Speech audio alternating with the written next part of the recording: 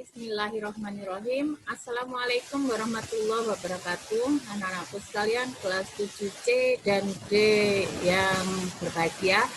Baiklah, sekarang hari Jumat kita belajar ilmu pengetahuan sosial. Materi kita lanjutkan. Masih hal yang kemarin.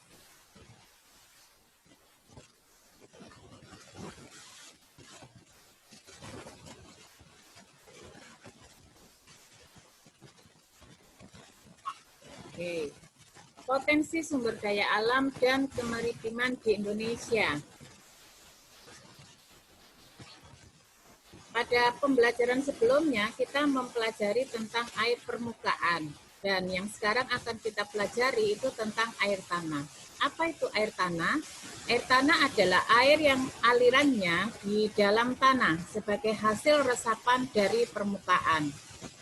Asal muasalnya terbentuknya air tanah itu karena ada curahan hujan dari atas permukaan tanah, kemudian meresap masuk ke dalam tanah, namanya adalah proses infiltrasi. Nah, beberapa media yang bisa menyebabkan air tanah itu masuk, yang pertama karena pori-pori tanah itu akan meresapkan air sehingga masuk ke dalam tanah. Sekarang perbedaan. Kalau air tanah tanah itu berasal dari tanah gembur, maka resapan yang dihasilkan itu jauh lebih banyak apabila tanahnya yang kejal dan keras. Kemudian yang kedua karena ada rongga tanah yang dibuat oleh hewan. Yang ketiga retakan lapisan tanah akibat kekeringan. Nah, ini akan mempengaruhi kecepatan air tanah masuk ke dalam tanah. Yang keempat, karena penutupan vegetasi di permukaan bumi. Nah, berdasarkan tempatnya, air tanah dibagi menjadi dua jenis. Yang pertama adalah air tanah dangkal atau phreatis, yaitu air yang berada di antara butiran-butiran tanah dan dekat dengan permukaan tanah. Artinya bahwa air tanah yang berada di dalam tanah itu tidak terlalu jauh ke dalam tanah. Nah, akibatnya karena tidak terlalu jauh, maka airnya bisa berubah-ubah kedalamannya karena tergantung air hujan.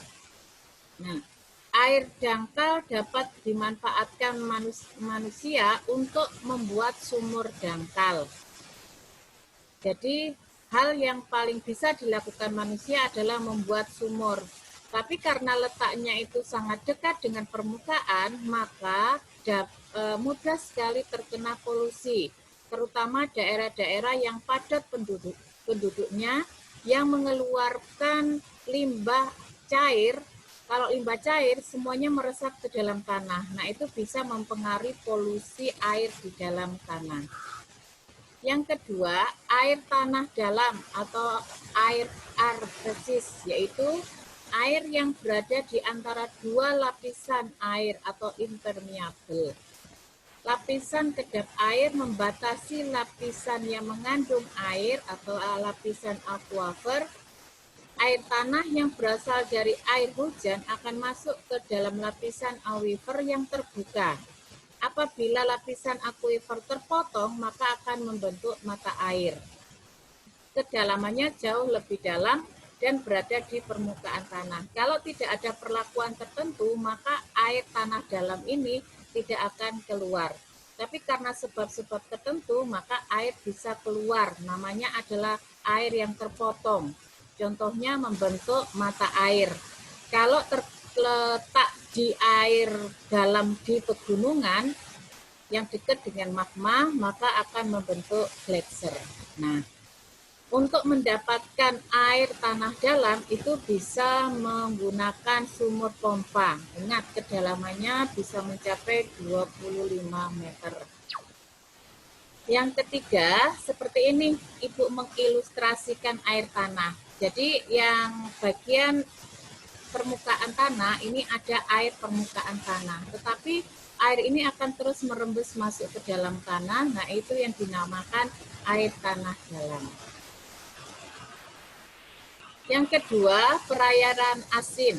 perairan asin ini yang terbesar di permukaan bumi. Seperti yang sebelumnya ada pembahasan bahwa 96% air yang berada di permukaan bumi itu berupa lautan. Otomatis air yang terbentuk adalah air asin. Nah, air asin ini terbagi menjadi samudra, selat, laut, dan teluk. Baiklah, kita pelajari satu persatu. Samudra itu adalah sekumpulan massa air asin yang sangat luas di permukaan bumi. Karena sangat luasnya, ini tidak tidak airnya itu sangat luas, tidak tertutupi oleh daratan. Beda sama lautan. Laut yaitu sekumpulan massa air asin yang lebih sempit dari samudra dan ada permukaan bumi. Laut merupakan bagian dari samudra yang umumnya sebagian laut tertutupi daratan. Nah, ini lebih sempit lagi. Kemudian selat yaitu perairan yang sempit yang berada di antara dua pulau, atau perairan yang sempit yang menghubungkan dua perairan lebih besar. Ya, contohnya Penajam Pasir Utara ke Balikpapan, kalau sempit maka itu bisa dinamakan selat. Kemudian yang keempat adalah teluk. Teluk itu perairan yang menjorok ke arah daratan. Biasanya perairan teluk dikelilingi oleh daratan. Faktor-faktor yang mempengaruhi banyak sedikitnya kadar garam. Ingat bahwa air laut itu asin, berarti di dalamnya ada unsur-unsur mineral. Tetapi kadar garam yang ada di air laut itu bisa dipengaruhi banyak sedikitnya oleh pengaruh dari luar. Yang pertama adalah curah hujan. Kalau curah hujannya banyak, otomatis air yang mengandung unsur garam itu akan bercampur dengan air tawar sehingga kadar garamnya menjadi lebih kecil. Yang kedua yang menyebabkan kadar garamnya lebih kecil adalah sungai yang bermuara di laut. Sungai itu kan air yang mengalir. Nah, mengalirnya ke paling ujung itu menuju ke laut. Sama dengan perlakuan curah hujan, bisa menyebabkan kadar garamnya menjadi lebih sedikit. Yang ketiga adalah apabila ada penyinaran sinar matahari yang terus-menerus, maka air laut akan mengalami penguapan air. Ini yang akan mengakibatkan kadar garam menjadi semakin besar karena jumlah uap airnya semakin banyak terkuras oleh penyinaran sinar matahari. Lanjut. Faktor-faktor yang mempengaruhi warna air laut. Kita sering mengenal warna air laut itu berubah-ubah, tapi ternyata bisa dipengaruhi oleh beberapa hal. Misalnya kalau yang berwarna biru itu berasal dari pantulan warna biru dari langit. Kemudian kalau warna hijau itu bagian dari bawah permukaan air laut terdapat organisme laut berwarna hijau. Kalau kecenderungan warna merah berarti ganggang merah dan seterusnya. Ada juga di Cina itu warna kuning air lautnya itu berasal dari lumpur kuning dari aliran sungai. Yang keempat, kalau berwarna hitam berarti pada bagian dasar laut terdapat endapan biru tua. Kemudian kalau berwarna putih karena tertutup oleh salju. Jadi bukan serta-merta warna-warnanya ini ya, karena ada beberapa faktor. Jenis-jenis air laut yang dapat dikelompokkan seperti ini. Yang pertama, laut transgresi. Ini berdasarkan prosesnya terbentuknya air laut. Transgresi itu air laut yang terjadi karena daratan yang digenangi oleh lautan. Daratannya itu terlalu rendah sehingga digenangi oleh air laut. Contohnya adalah Laut Jawa. Yang kedua, laut ingresi merupakan laut dalam yang terjadi akibat dasar laut mengalami penurunan. Jadi karena gerakan endogen dari dalam tanah menyebabkan dasar air laut itu suatu saat menurun, sehingga banyak air tawar, banyak air dari air sungai itu sendiri maupun air laut banyak mengumpul di situ, jadilah itu laut ingresi.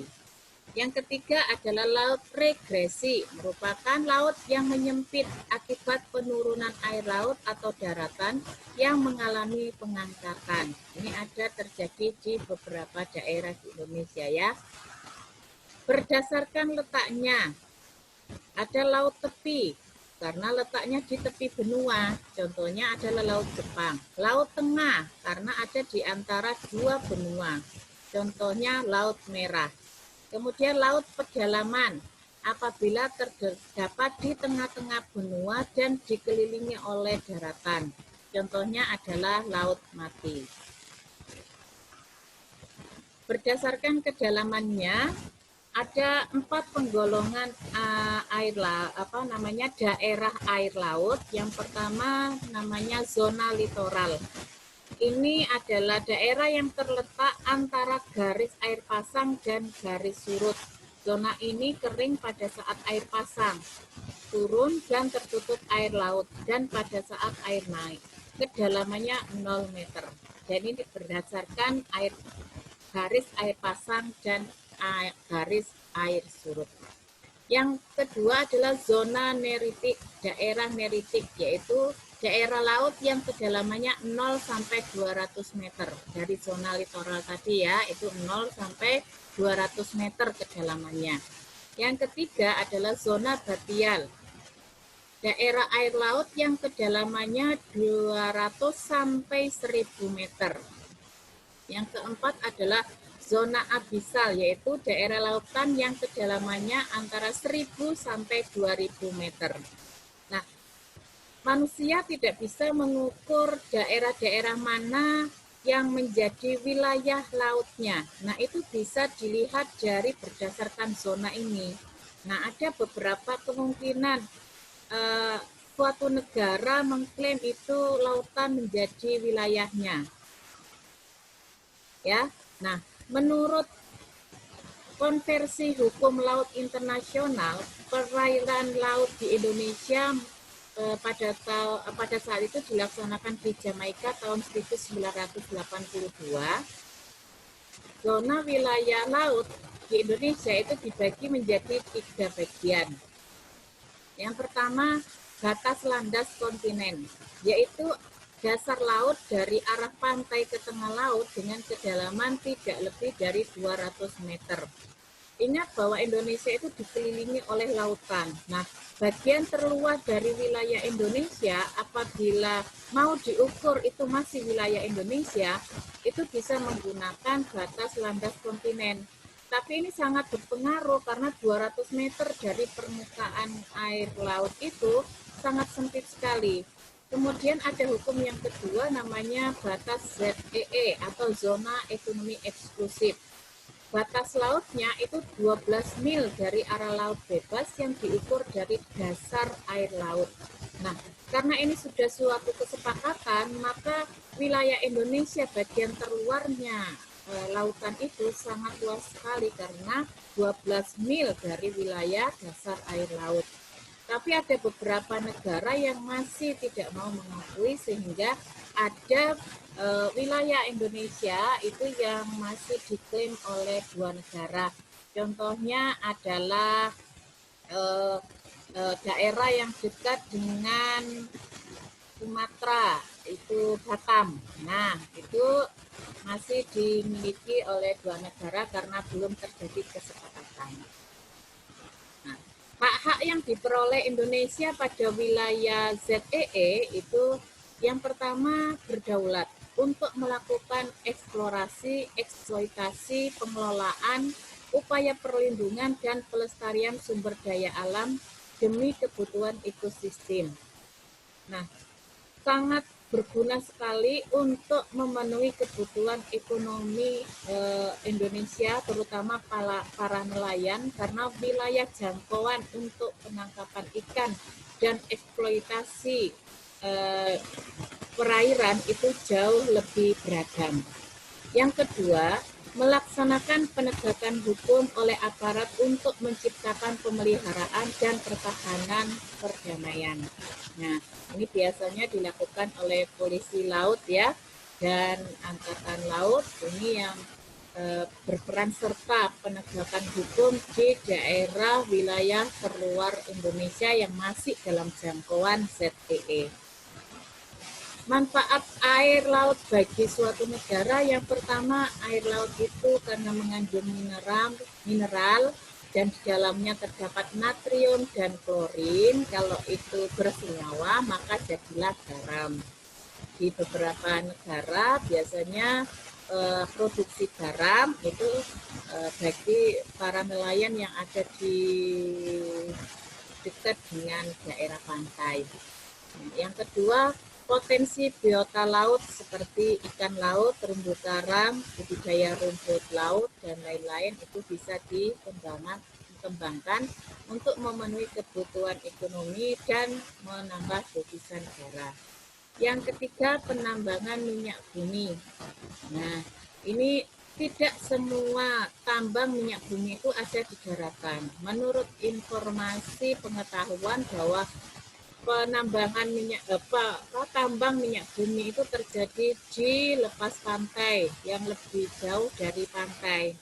Nah, itu lebih banyak, tapi eksplorasinya belum maksimal dilakukan oleh orang Indonesia. Yang keempat, sarana transportasi dan jalur lalu lintas pelayaran internasional. Nih ya, jadi untuk proses terjadinya perpindahan barang dari dan akan ke luar negeri itu paling aman menggunakan jalur pelayaran. Yang kelima, sarana rekreasi dan hiburan seperti wisata taman laut. Nah, demikian pembahasan hari ini, moga-moga bisa dipahami. Assalamualaikum warahmatullahi wabarakatuh.